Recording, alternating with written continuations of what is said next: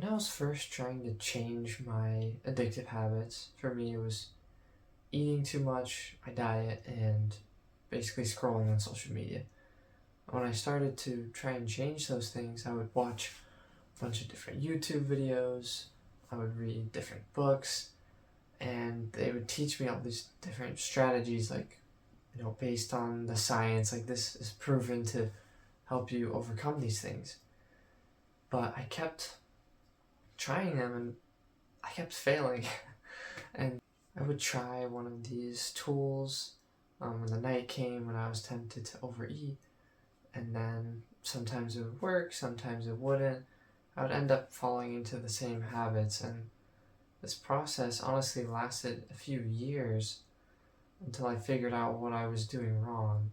And so in this video, I want to help you understand how to look at these different tools that you're learning from videos like this, and how to actually apply them in a way so that you can finally take control of whatever your habit is you're trying to change.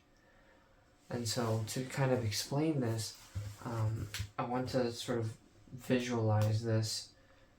We can think of our desire for whatever habit it is as, like, say a bar here. We have a certain desire to do this thing, whether that's just for relief, maybe it's part relief, maybe it's part just feeling good in the moment, dopamine from whatever it is scrolling.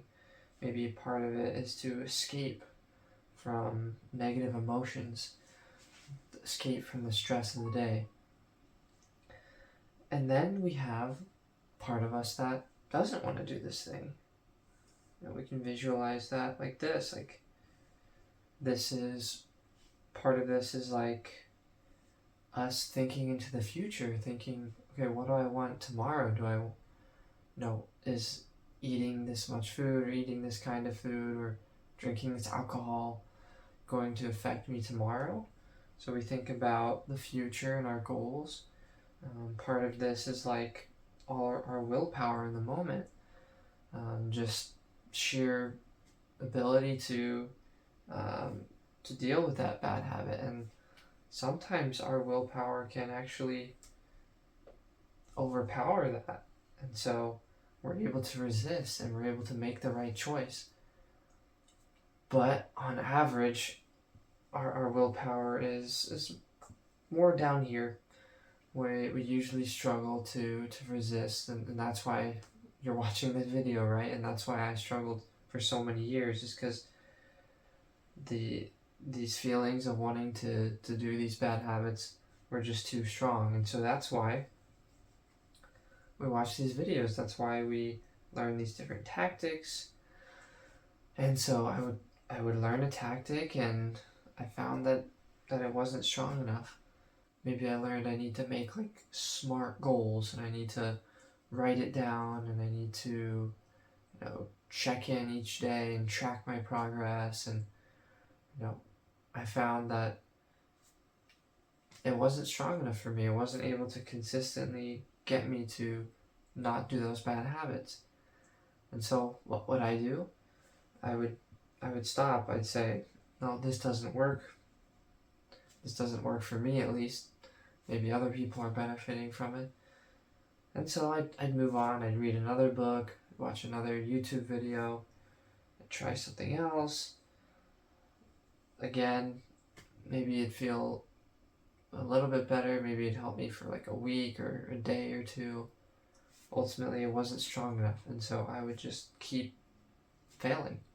And so the key thing I realized over time is that not all of us are the same. While there can be studies, scientific studies about how certain things, like tracking your goals, makes it easier to reach them, this does not apply equally to every person. It's not going to work 100% the same with every single person.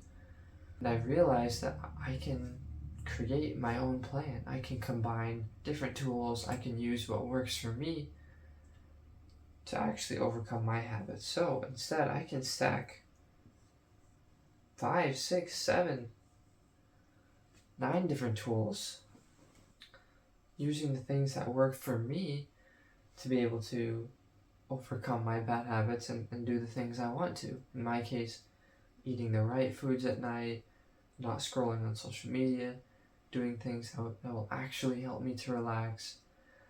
So if you find something that helps, even just a little bit, don't immediately get rid of it and move on to the next thing.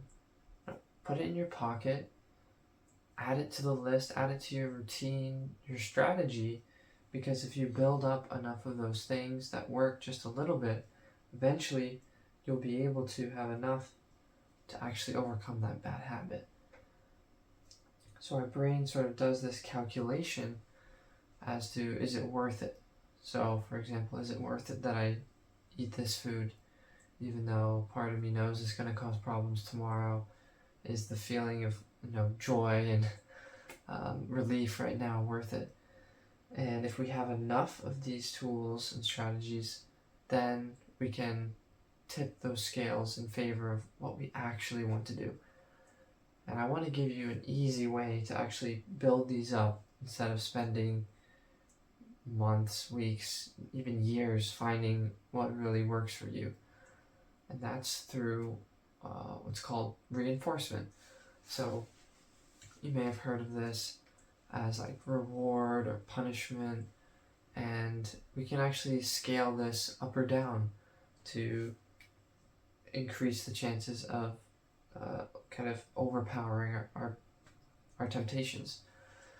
So this is rewarding us for doing the good habit, or you can think of it as a punishment. So for example, for me, I might say, okay, if I stick to my plan, if I eat the way I have planned for at night, then the next day I can have a treat that I want. Maybe it's a healthy brownie I've made, or some nuts. And so that's a reward. Or you could say, if I fail and I don't stick to the plan and I can't have those things, then you could look at it as a punishment. You can look at it either way.